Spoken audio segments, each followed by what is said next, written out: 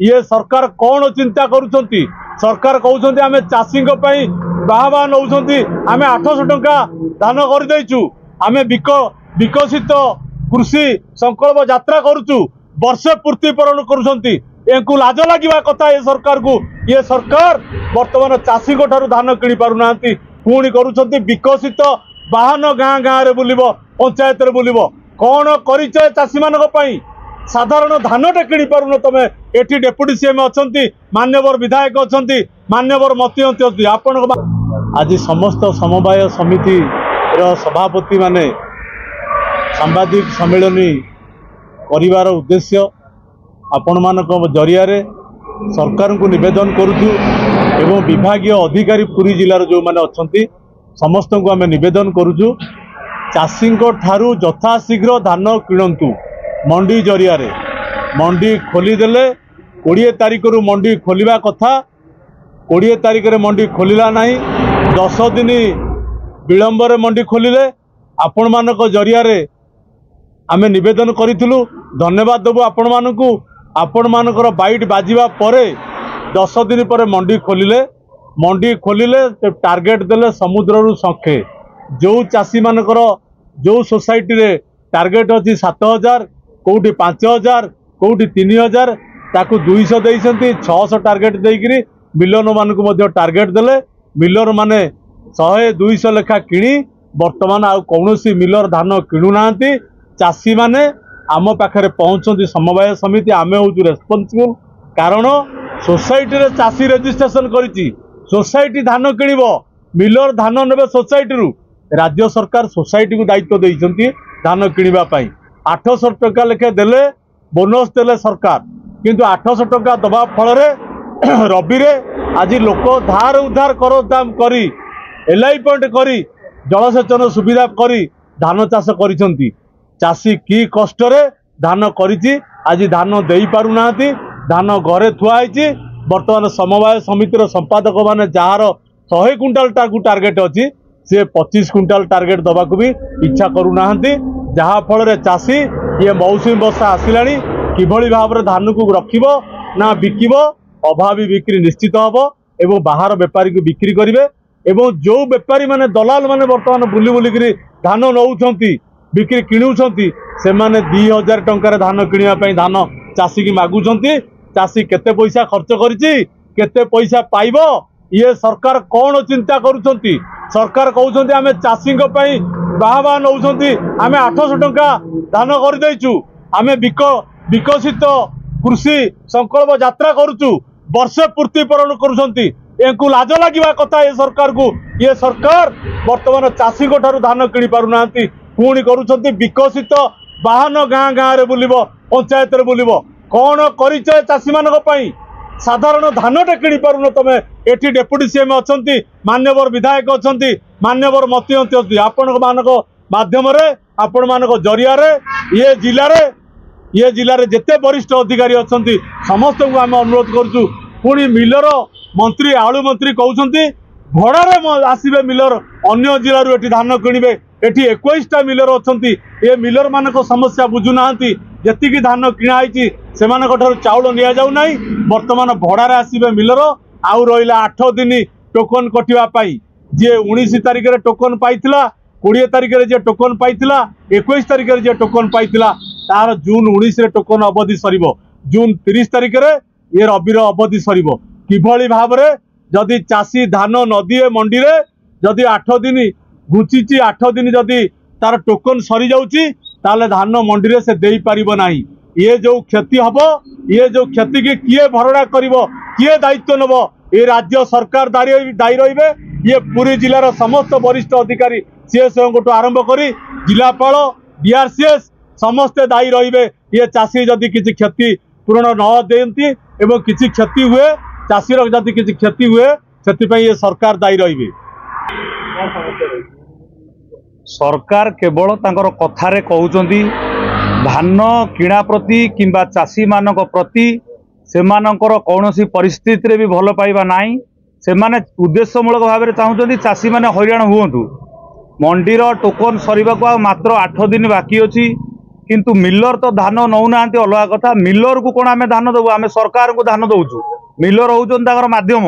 Miller माने हमको बारंबार मना कर आम पाखे सेमिति किसी जगह नहीं कि कौन सी परिस्थिति आम धान उठेबार नहीं सरकार मंत्री जी अच्छा समवाय विभाग मंत्री तांकर जो माने अच्छा प्रशासनिक अधिकारी से माने विषय तुरंत चिंता करने दरकार। वर्षा दिन आसीगला वर्षा तो बहुत जोर होउची किंतु सरकार ए बाबद चाषी मान प्रति कौन सी प्रकार सुविधा किपरि चाषी पाइबे से बाबद तांकर चिंता नहीं। आमे आपण मानक जरिया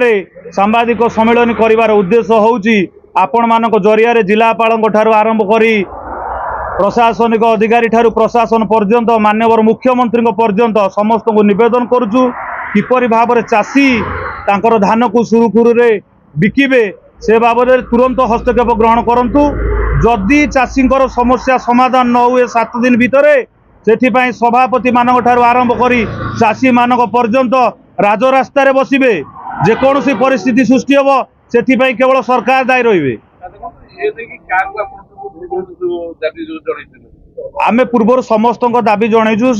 कलेक्टर ठारू आरंभ करी सीएसओ एसीएसओ पर्यंत समस्त फोन जोगे जोगाजोग करिबारु सेमाने कहउछन्ति काली कथा हबु पर दिन कथा हबु मिलर को डाकिचु आलोचना पाई मंत्री बाइट देइछन्ति बाहर जिल्लारू मिलर आसी धान किनिबे किंतु कोनोसी परिस्थिति रे को मिलर देखा नहीं। चाषी माने केवल आम मानकु जेभली परिस्थिति सृष्टि हेलानी बोधे चाषी माने हमको अटैक करिवे सेमानकर चिंता जे सोसाइटी सभापति माने उद्देश्यमूलक भाव में धान दौना नहीं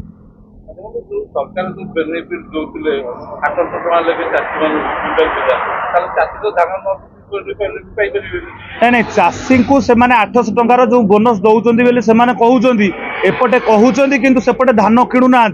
किछि मात्रा अल्प किछि जनक धान किणी प्रथम टार्गेट को फुलफिल कर सरकार तांकर निद्रा शोई पड़ी मात्र गोटे गोटे सोसाइटी 100 जन चाषी रेजिस्ट्रेशन कर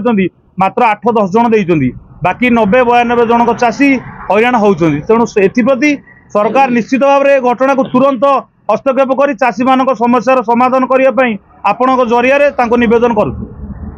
सांबादिक सम्मेलन डकाई मंडी तो धान उठू ना मिलर जाऊना फोन फान कले भी जाऊना कहते आम पाक आण कि आण बोली मुझे सीएस भी लगे सीएस कहले जे आमर टार्गेट अच्छी आम इलेक्शन हो 5800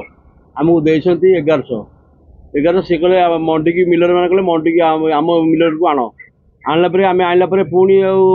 सेतक गलापर आम तो बाधक आनलु कार्ड 7-8 किलो काटिले जाकर नेले तापर आउ गोटे फेर छाड़ी आमको 6-7 लगा मिलर कहले टोटाली आम उठेबू ना आउ मंडी की भी आउ मिलर पाक आणनी मना करदे मुझे पचारि सर कौन करा तो मना करूँ ना आमर 17टा मिलर आसे बाहर आउ व्यवस्था कौन कराऊ तेणु आम जो चाषी मैंने सब आप्लाय कर जदि कौन सी मत जदि गोटे टिकुन कैंसल है तो आम सब भाई मैंने बच्चे आमर आम कहूँ 7 दिन आमको टाइम दूँ आमको व्यवस्था करूँ ना टिकुन कैंसल है आम 7 दिन पर आम लोक को चाषी डाकी जो मैंने कैंसल है आम कौन कि पिपिली ब्लॉक रे वर्तमान पर्यंत कौन सी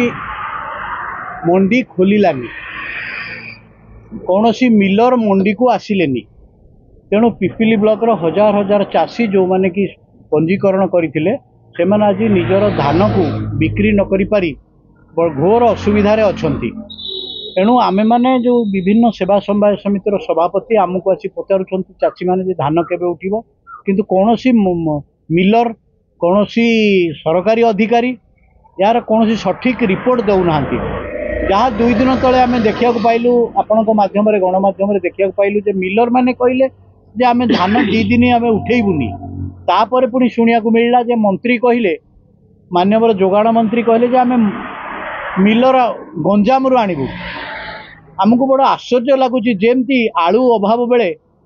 ट्रेन रे आलू आसुला सेमती गंजाम रु एठिकी आसबे मिलर एठी धान किणवे ताफल चाषी मैंने घोर असुविधार अच्छा कौन सी समवाय समिति कौन सी धान उठुनी मिलर माने मंडी की जाऊना विषय प्रतिवाद करने आज सांबादिक सम्मेलन डकाई मंडी रे धान न उठिबारु चाषी माने